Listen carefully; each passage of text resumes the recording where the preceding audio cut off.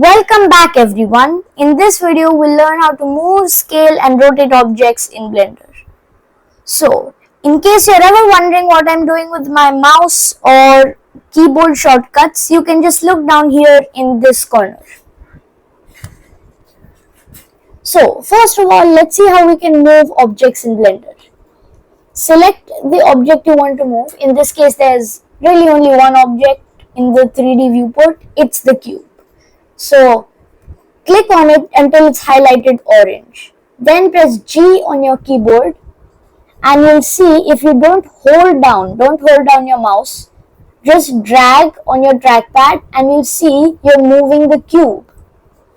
Now, if you do want to move your cube, then you can just click to confirm it, and if you don't want to move, you can right click. Command Z is to undo. You can press escape or right click to snap it back to where it was before you moved it. But if you do want to move it, then just click normally.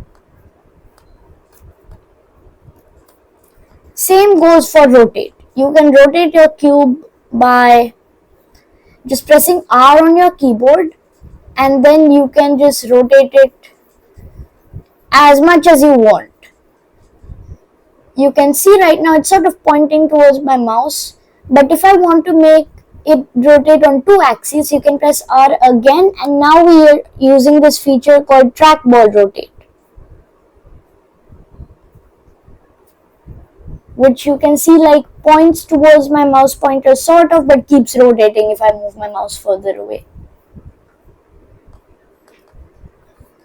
Then last but not least, we have scaling. Just pressing S on your keyboard and then dragging in and out will allow you to make your object bigger, like very big, so big that you get stuck inside of it, or smaller, like very small, like so small you can't even see it. And it has the same features as rotate and scale, where you can click to confirm, right click to not confirm, and also press escape. So that's how you can move, scale and rotate objects in Blender. Make sure to practice these exercises, and in case you want extra objects in your scene, let me just move this cube out of the way. Then press Shift and A at the same time and then find the option called Mesh. Then add anything you want to add, and you can also move, scale and rotate this object.